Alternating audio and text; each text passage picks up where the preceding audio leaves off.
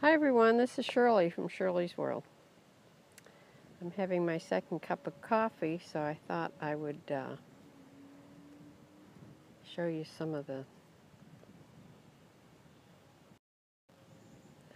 nuts I have in my yard. Yes, nuts. I have two huge acorn trees. As you'll probably hear the acorns dropping all around me. They've begun to fall from the trees. I have two huge red maple trees that shade this deck.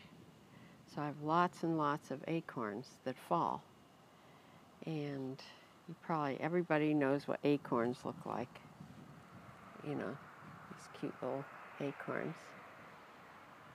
I have loads of them all over the deck. Loads and loads of them. Usually when they fall, they lose their little cap. So there's not only the acorns laying all over, but there's the caps. See, this one stayed together as two acorns, but one lost its bottom there. But everybody knows about acorns, right? They fall. They eventually find, some of them, a very few of them, find some ground to go into, or people ride over them with their mowers, and somehow they get planted. And later in the fall, I will have little tiny acorns, oak trees coming up all over the place. And you can pull them up really easy if you get them real small like this. They'll pull out of the ground. But once they get about this high, those roots cling in so tight, it's really hard to get them out without breaking off the acorn. And the acorn stays in the ground, sprouts again. However, if you mow if you keep mowing those little sprouts down, keep it up and keep it up, they eventually just don't grow anymore. Another tree I have right over there, let me show you. That tree there next to the garage, that big tree, and I have one in the back also. That's a buckeye tree. And a buckeye, maybe I can do this better without a buckeye tree drops these huge shelled buckeyes. When they fall, they have this hard shell on with all these little spikes on that are sharp. Now if that hits you in the head, that really hurts, let me tell you. So let's break one open here. And there is a brand new, newly born little buckeye. And that's how they come. They come down. And a lot of them will break open when they hit the ground. And you'll just find lots of buckeyes laying on the ground. But a lot of them, here's a small one, a lot of them are still in the shell. And if the shell is split open a little bit like that, you can just break it open and get the buckeye out. The kids love to do this, my grandkids. They love to come and get the buckeyes. And I brought this great big one because occasionally, I'm hoping that this one is a double, occasionally in the great big ones, you'll have, I can crack this open, you'll have a double. Twins. These are twins. They're beautiful and shiny to begin with. If you take them in the house and leave them sit around or put them in a bucket to decorate with, they get kind of dull. That shininess goes away. However, you can just put a little bit of oil, mineral oil or any kind of oil on it, stays shiny. So those are the two main nuts I have falling all over in the fall. The other thing I have several trees of black walnuts. The black walnut tree, the wood is highly desired wood, and there are people that will fix the get the black walnuts out. It's quite a job to fix black walnuts. I don't do it.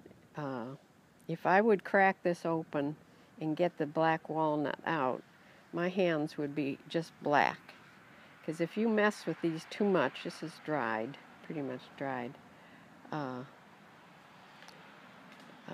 The dye in the black walnut will make your hands completely black. So I don't mess with them. There is somebody I know that will come and collect them because he does like to do that. Here's a black walnut that a squirrel has gotten into and eaten. They must like the insides. That's the shell, and inside would be the actual nut, the black walnut nut. So a squirrel has gotten in there. You can see his little teeth marks, and he's gotten out the good part. So those are the 3 kinds of nuts I have in my yard. And I just thought I'd show you those while I'm having my coffee. Because I should do, you know, sort of a informative scope once in a while. So while I'm having my coffee here, I thought I would do that. My chickens are out in the yard. I'm waiting for them to be ready to come in. They hang around the fence, the gate, when they're ready to come in. But they're still hunting and pecking. And let me take this lens off so you can see them closer. This is a little Eggo, see? Eggo has her bandage on her foot. It looked pretty much dry. It's drying up, so I don't think I'm going to soak it anymore. I think I'm going to maybe bandage it one more day, and then I will, at night, when she's ready to come into the coop, I'll take the bandage off so it stays dry all night and doesn't get dirty, and then by morning it should be all closed up and she'll be able to be without her bandage. And I hope it comes out all right, because I was not sure on this one whether I got all the stuff out or not. See, I don't know what they get. There must be little bugs and little seeds and things that we can't even see, because they're busy all the time, hunting and pecking. There you go. Yeah.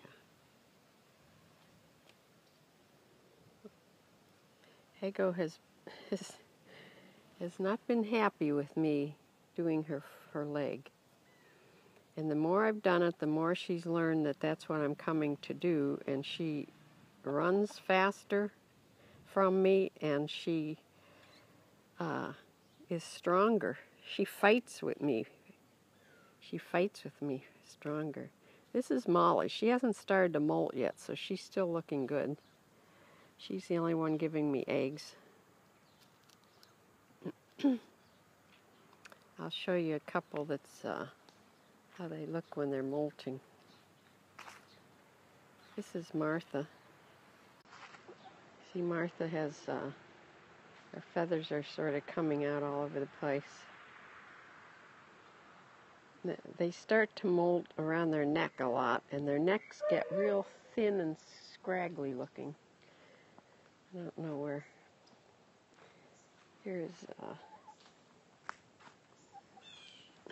see, here is Dottie.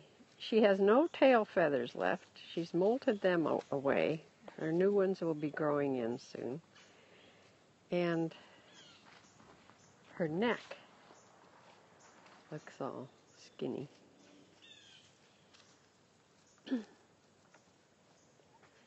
She's lost some wing feathers too.